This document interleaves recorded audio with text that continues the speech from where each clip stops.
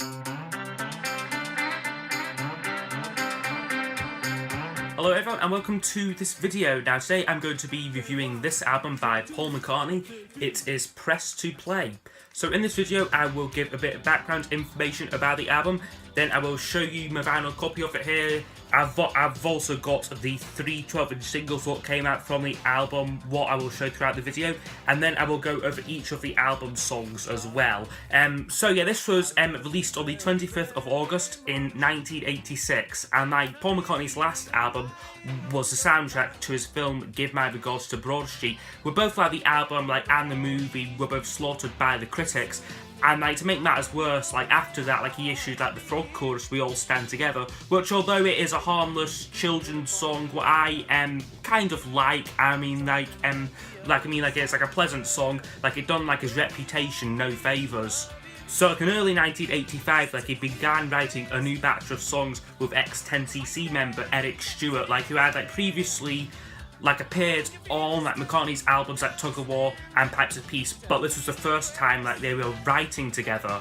He also listed the services of in-demand record producer Hugh Padgham, like who had like previously worked with like Genesis, The Police, like Human League, like a very much like in-demand record producer. And like the album was also the first to be recorded like at like his home studio at Hog Hill Mill, where like pretty much like most of like his solo albums like from now on like would be recorded like at like his new home studio, but this was the first to be recorded there. However, while recording this album, there was quite a lot of tension like in like the studio. Firstly, Eric Stewart like was led to believe that he would be producing the album. So like when McCartney brought in like Hugh Padgham, like he felt that he was getting like in like the way of things and like not being allowed to like creatively like contribute like to the songs. In addition, Padgham was like unimpressed with like McCartney's material like around this time. And reportedly like in like the studio when like Hugh Padgham like asked like Paul to like I think like redo like a vocal or something, like Paul said like, when did you last write a #1 single to him? Later like Hugh Padgham like would say that like McCartney was like annoying and like he was unable to write good songs like at this point in time. So yeah, like he has like Hugh Padgham like has like very bitter memories like of like recording this album. First track to emerge from like these sessions was the single here, Spies Like Us, which is a very like 80s song. Like it isn't like one of like McCartney's best singles like if like I'm honest, but like it very much like showed like the sound like what like the new album would be like. This was also notably McCartney's last US top 10 hit, and like I think it got to number 13 or something like in like the UK singles chart. So when the album was finally released like in like August of 1986, like the critical reviews were like a little bit mixed. Like some felt like the experimental nature like of this album like was quite refreshing like compared with like the very like sort of safe territory like of like the last 3 like George Martin trilogy of albums, Tug of War, Pipes of Peace, and like the Broad Street soundtrack. However, some felt that like the songwriting material for this album simply wasn't there. Furthermore, the record buying public were also like underwhelmed like with the album, because this would become like one of McCartney's like worst selling like solo albums. Like it peaked at like number 8 in like the UK, and like it did go gold. However, like it disappeared like from like the charts like within a few weeks. In like the US it fared even worse, only reaching number 30 there. So yeah, a pretty big flop here. Like as a result of like this poor commercial performance, like McCartney like would not go on tour to like support this album, and like would spend like the next few years like trying to rebuild his career. So and I'm going to show you my vinyl copy of the album here. Nice sort of cover there, although it doesn't really fit like the music. It's a very sort of retro sort of 1930s style cover, and like the music is very 80s and that. There's a played back cover there, just the track listing and credits and stuff. The inside gatefold is quite nice. It's sort of got these sort of stereo diagram pictures of like all the instruments and like where they are like within like the mix and that. It's quite interesting for me who's sort of like interested in like sort of like sound production and like music and sound engineering, and that you can sort of see like where like you sort of try to build up the tracks and that. Quite interesting that there. And then on like the inside here, just got the inner sleeve with the lyrics on it, and the record label itself looks like this here. So yeah, quite nice packaging for this album here, it has to be said. So I'm now going to go over each of the album's songs. I will score each song out of 10, and then those scores will be used to give us a overall percentage mark for the album.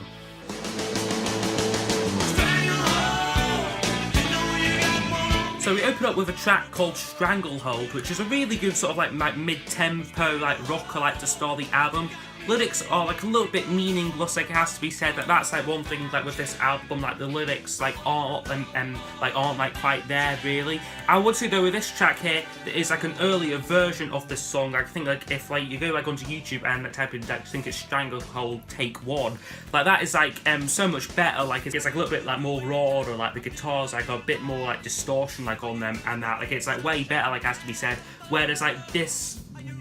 Whereas this album version, like it seems like there's like a whole like ton of instruments, we're all trying to like fight for like a place like in like the mix of the song. Sounds a little bit messy, and yeah, this was a US single from the album. He also made like a wee music video to go along with this song as well. However, it flopped, only reaching number 81 there. So yeah, pretty like poor performance there, but a good song though to start the album. Stranglehold gets an 8 out of 10 for me.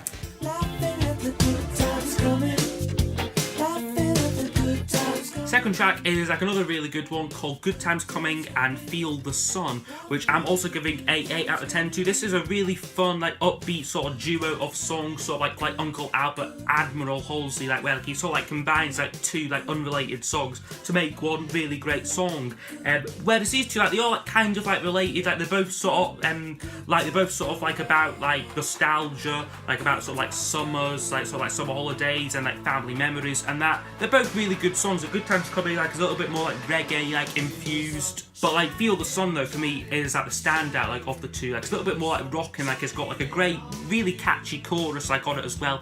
However, I would say with this whole song as well is that there's like an earlier version like of this like on like YouTube, like again I think it's like Take 1 or Take 2, where it's like a 7-minute version, which is so much better because there are like a couple of like extra verses like to Feel the Sun, which arguably like are like the best things like about like that song. However, for the album version, for whatever reason, like no idea why, like he decided like just to cut them out. So yeah, like I would like urge you like to listen to like the earlier like alternate take, and like yeah, like it is like a great song though. It must be one of like McCartney's favourites because it was chosen for like the Pure McCartney compilation what came out like last year. So yeah, a really good song there, although for me could be a little bit better like if if they all like the verses to Feel the Sun like were like included.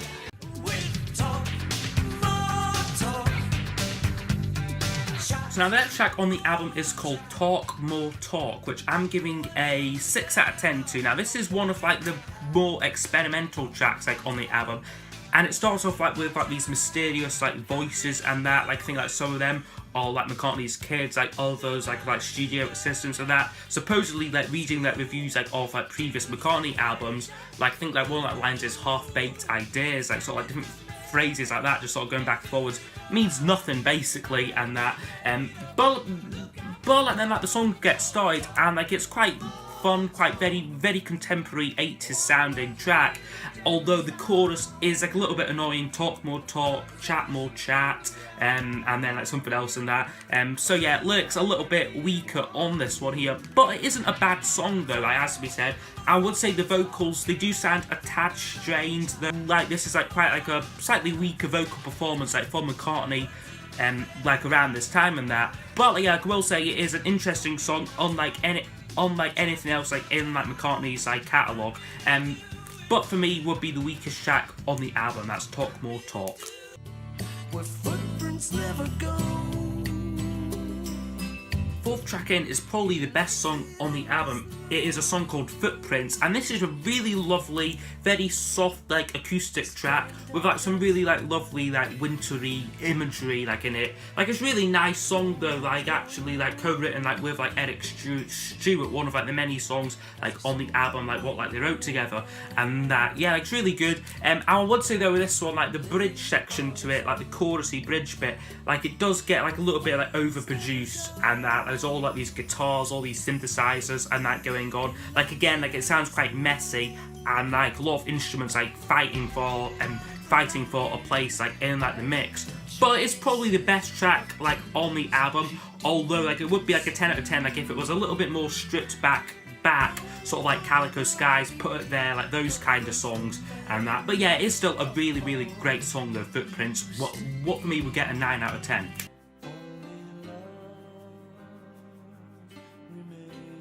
Next track is one I have got the 12-inch single for. It is the song Only Love Remains, which I'm giving a 7 out of 10 to, like, on the album. Like, this is very typical McCartney piano ballad. Like, it is like a tad pedestrian, really, and like a little bit soppy, like, lyrically.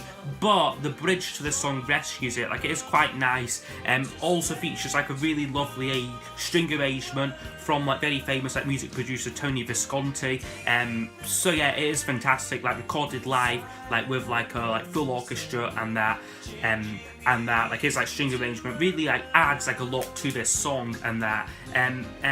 The actual album version like isn't too bad, but is the single version unfortunately, which features like this quite annoying saxophone like throughout the song. Like it's after like every line off the track we get like wee saxophone bit. It doesn't really like add much to the song. Like it just makes it like, a little bit like more annoying personally. So yeah, this was I think the second or third single issued from the album. And like it wasn't a hit, unfortunately, only peaked at number 34 on like the UK charts. Although on this 12-inch single, the B-side to it is a track called Tough on a Tightrope, which is probably the best song from like the whole Press to Play sessions. That for me would be a 10 out of 10 track, like Tough on a Tightrope. But unfortunately, it wasn't included on like the original vinyl album. Like I think it was a bonus track with like the CD though. But we are just like reviewing the album, so unfortunately the song like isn't like actually included here. But is a brilliant track for Tough on a Tightrope, and like Only Love Remains is like pretty good as well. But like not a personal favourite of mine. Like I mean like he's written like far better ballads such as My Love, maybe I'm Amazed and that. But yeah, still not a bad track there. Only Love Remains.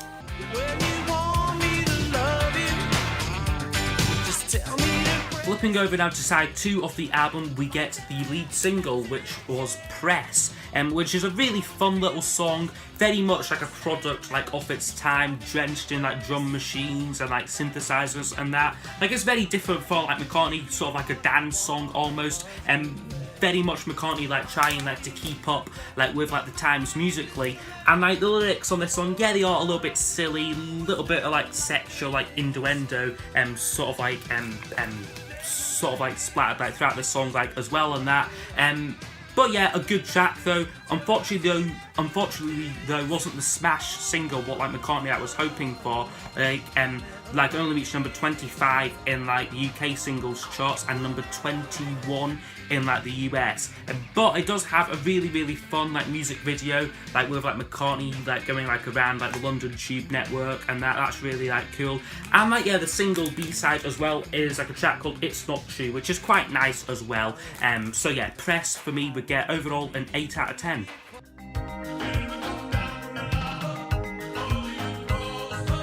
So now the second track on side 2 and like the final single what I've got is Pretty Little Head, which is the other real experimental song like on the album. Like there's two like different versions. Like the album version is like a little bit darker slightly, features like this slightly like menacing like vibraphone riff and that little bit eerie nature to it, and like these echo like laden vocals almost like unrecognizable like as McCartney. This single version though is like probably like a little bit more like upbeat musically and that, but like it's still very experimental and thusly like failed to chart, becoming like McCartney's like first single like what failed to do so. And yeah, for me this would be like one of like the last like real like experimental, real like out there songs like what like he'd done like under like his own name. Like from now on like any like real like experimental stuff like will be released like under like the Fireman brand. But yeah, a really, really good song, really different track. For me would fit in like really well with something like with something like the Electric Arguments album, like almost like it's really good. The B-side to this one is like a track called Right Away, which is a light like little jazzy number and that, nothing much, but it's still a really good song though. And like yeah, Pretty Little Head is like for me one of the highlights like on the album, just because it is so different and so weird like and like creative. And for me it gets a 8 out of 10.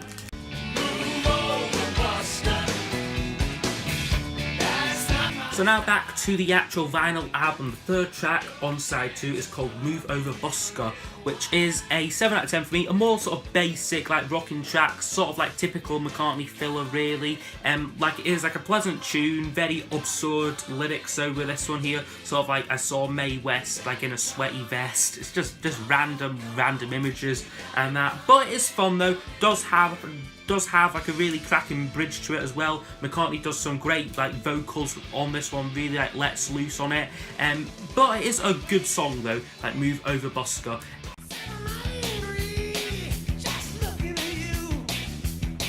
Now the penultimate song is called Angry, which is another 7 out of 10 for me. Like a song with like McCartney like hard at lying around like since like the Back to the Egg days. And like stylistically like it fits right in with the album with like the slightly punkish like influence and like hard rocking like influence there. However, by 1986 that punk sound was well like outdated. Interesting one, this one though, like it was like recorded with like the help of like both Pete Townsend and Phil Collins. Like they like play like drums and like they play like guitar and drums respectively like on this song. And like it is like a shame that like these three legends of rock, like the only song but like they recorded together was like this like throwaway McCartney song. Like I mean like that's something what like McCartney like tends to do. Like he tends to get like a sort of like a large group like off like his friends together and that like I think of like Rockestra here and then like just record like one or two like real like lackluster songs like when they could do like so much more like with like such a great lineup. That's exactly what like this one was. Like it was kind of like come in, do your thing, like bang away Phil Collins, then just get out. It's like kind of like kind of like the sort of like attitude like what I could get from like this song here. And yeah, like it is like an interesting song though, like lyrically as well. Could be taken to be like a attack on like the media and like critics and that. But like it's like slightly cheesy backing vocals and that from like Eric Stewart and Linda, what slightly like dilute like the kind of like aggression like on this song, like makes it like a little bit cheesier, like sound like a little bit naff personally. So yeah, that's Angry, what for me gets a 7 out of 10.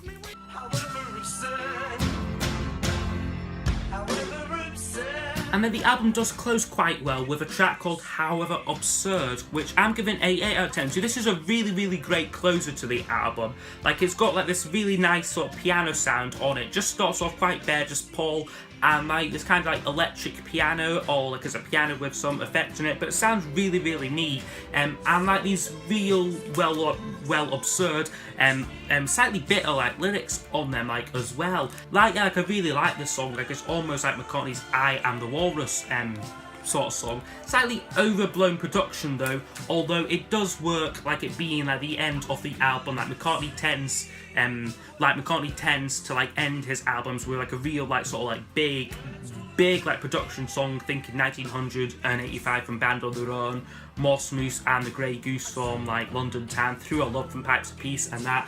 So this song like fits in like well like with that like quite like a big like dramatic ending to the album. And so yeah, like it does work for me. However Absurd gets a 8 out of 10. So overall, this album scores 76%. So yeah, a pretty alright score there. Like I mean, like it isn't like among like McCartney's finest albums, but like it isn't like among like his worst either. So yeah, like, I like this album like for like a number like of reasons. Firstly, like it was like the last album like what he made like as like a contemporary artist, like not really like playing like the nostalgia card. Whereas like going forward, like now, like Flowers in the Dirt and like Off the Ground, like in like any interviews, first questions would be like Beatles questions and that. Whereas here, like he was still trying like to fit in like with like the music scene and that. And like he didn't really succeed, unfortunately. Like I think as well, like they could have like maybe chosen like a slightly better album track listing, because we have songs like Tough on a Tightrope and like It's Not True being like relegated to like singles B-sides, whereas they would have like made that core album like so much stronger. And like maybe Hugh Padgham went like a little bit like overboard like with like the production and like instrument like overdubs and that, like because in most cases like the early takes like of these songs such as Stranglehold and like Feel the Sun, like they're so much better than like than like the final released versions, like what we get here. So yeah, like a lot of like McCartney fans like do like to criticise this album, like calling it like piss to play and like that, and sort of like criticising like its very 80s production.